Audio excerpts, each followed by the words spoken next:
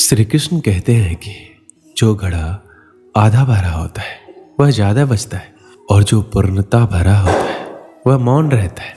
मौन मुख से नहीं मन से होना जरूरी है। सही जगह और सही वजह पर बोलना जरूरी है, वरना चुप रहना ही बेहतर है।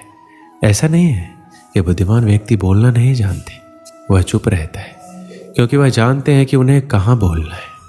जब कुछ कहने को हो तभी कहिए, अगर कुछ कहना चाहते हो तब मत कहिए।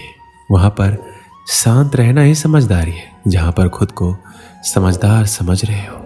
बेतुकी बातों का सबसे बेहतर जवाब ना देना है। मौन जरूरी नहीं है, अपितु जरूरत है। सवाल का जवाब शांति से मिलता है, बहस करने से जवाब खो जाता है। अपने कार्य को मौन रहकर करते रहे, क्योंकि खिलाड़ी खेल पर ध्यान देते हैं, बाहर बैठे दर्शकों की टिप्पणियों पर नहीं। हर बात का जवाब देने बैठ जाएंगे तो कभी लाजवाब नहीं बन पाएंगे। ईश्वर भी हमें अत्यधिक सुनने की सलाह देते हैं, इसी कारण उन्होंने हमें एक मुख और दो कान दिए हैं। शांत रहकर लोगों की नजरों में बेवकूफ दिखना सही है। अगर बहस करने वालों में एक व्यक्ति शांत रहे तो बहस कभी नहीं हो सकती। बोलते समय शब्दों से ज्यादा समझदारी से काम लेना, इससे आपका वक्त वह उल्लेखनीय हो जाएगा। अपने शब्दों के चयन को लेकर हमेशा चौकन्ना रहे, क्योंकि आपको बोलने का अधिकार है, परंतु इसका अर्थ ये नहीं है कि हम कुछ भी बोल दें। अधूरे ज्ञान से भरा मस्तिष्क मुख से अधिक शब्द कहने पर मजबूर करता है, परंतु अधिक ज्ञान से भरा मस्तिष्क मुख से कम ही सही पर मूल्यवान शब्द कहलाता है। आपकी वाणी आपकी विजय सुनिश्चित नहीं करती, अपितु आपके कर्म करते हैं। शांत व्यक्ति एक गुत्थी के समान है जो अपने आप में सुलझा हुआ रहता है, लेकिन सारा जमाना उस गुत्थी में उलझा हुआ रहता है। शांति का दूसरा अर्थ संतुष्टि है।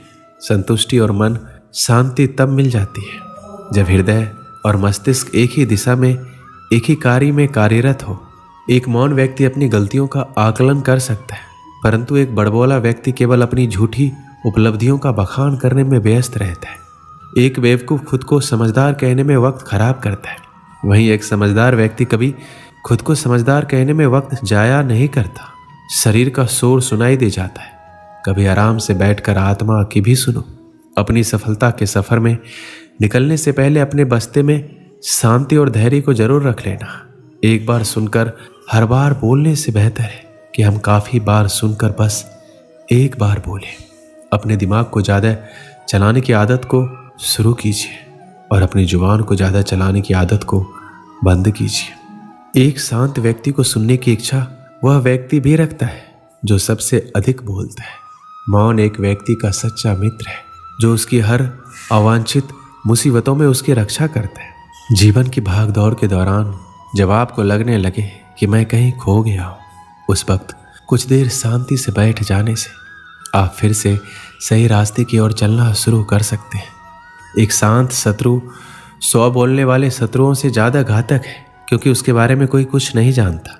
आपके कह देने से कुछ नहीं बदलेगा, ये सोचकर अगर आप अपनी आवाज नहीं उठाते तो आपको सबसे पहले खुद को बदलने की जरूरत है। गलत को गलत कह देने में कोई गलत बात नहीं है। अत्याचार के खिलाफ चुप रहना सबसे बड़ा अत्याचार है। समाज वहां बोलता है जहां चुप रहना चाहिए, और वहां चुप रह जाता है जहां बोलने की आवश्यकता है। दूसरों पर हो रहे अत्याचारों को चुपचाप देखने वालों, याद रखना वक्त सबका आता है। रईस गलती भी कर दे तो कोई कुछ नहीं कहता, और गरीब कुछ सही भी कर दे तो सबको गलत लग जाता है। अत्याचार उसी पे ज्यादा होते हैं जो चोटों को छुपाए फिरते हैं। अत्याचारों को शांति से बैठकर देखने से अच्छा है उनके खिलाफ आवाज उठाई जाए। ज्यादा बोलना कमजोरी है, परंतु निडर होकर सत्य बोलना एक दिव्य शक्ति है। मुझे अकेले रहना पसंद है, अकेलापन नहीं। सुकून से बैठकर दौड़ भाग के दिन याद करना मुस्कुराहट भी देता है और शांति भी। अगर लग रहा है सब कुछ खत्म हो गया है तो नई शुरुआत करो, अभी जिंदगी बाकी है।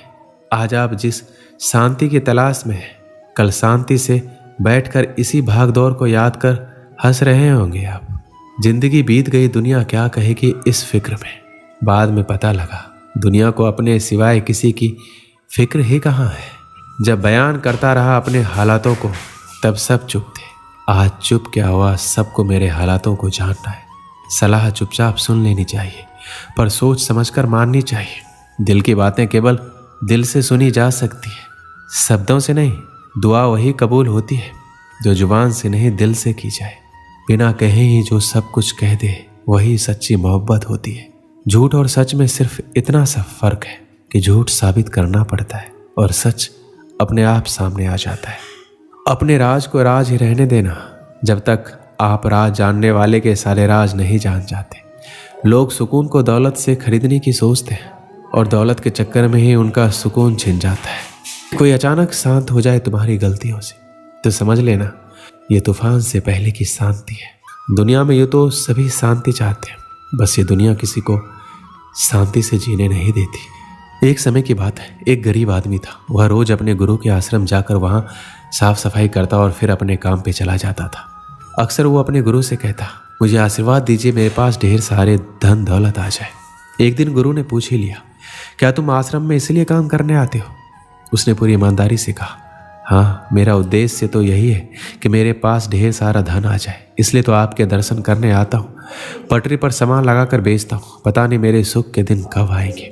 गुरु ने कहा, तुम चिंता मत करो, जब तुम्हारे सामने अवसर आएगा तब ऊपर वाले तुम्हें आवाज़ थोड़ी लगाएगा, बस चुपचाप तुम्हारे सामने अवसर खोलता जाएगा। ये बात सुनकर युवक चला गया। समय ने पलटा खाया, वो अधिक धन कमाने लगा। इतना व्यस्त हो गया कि आश्रम में जाना ही छूट गया। कई वर्षों बाद वह एक दिन सुबह ही आश्रम पहुंचा और साफ सफाई करने लगा। गुरु ने बड़े ही आश्चर्य से पूछा, क्या बात है, इतने वर्षों बाद आए हो? सुना है बहुत बड़े सेठ बन गए हो। वह व्यक्ति बोला, बहुत धन कमाया, अच्छे घरों में बच्चों की शादियां की, पैसों की कोई कमी नहीं है, पर दिल में चैन नहीं है। ऐसा लगता था रोज सेवा करने आता रहूं, पर आ ना सका। गुरु जी, आपने मुझे सब कुछ दिया, पर जिंदगी का चैन नहीं दिया।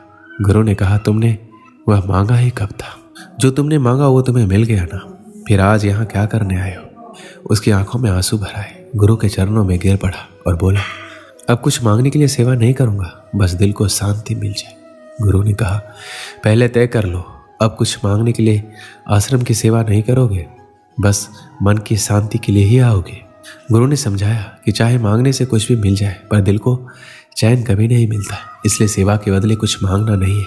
वो व्यक्ति बड़ा ही उदास होकर गुरु को देखता रहा और बोला, मुझे कुछ नहीं चाहिए, आप बस मुझे सेवा करने दीजिए। सच में मन की शांति सबसे अनमोल है। इस कहानी से हमें क्या सीख मिलती है? मन की शांति सबसे अनमोल है। जो व्यक्ति अपने मन को शांत कर लेता है, वह किसी भी चीज़ के मुकाबले में धनवान होता है। जब व्यक्ति अपने मन को शांत करता है तो उसका सोचने का तरीका सकारात्मक होता है। और मानव जीवन में कई प्रकार की चुनौतियां और परेशानियां होती हैं, लेकिन जो व्यक्ति अपने मन को संतुलित रखता है, वह इन चुनौतियों का सामना करने में सफल होता है। इसलिए धन, सम्मान या किसी अन्य सामग्री वस्तु से ज़्यादा महत्वपूर्ण है कि वह व्यक्ति अपने मानसिक स्वास्थ्य का ख्याल रखे और अपने मन की शांति को महत्वपूर्णता दे।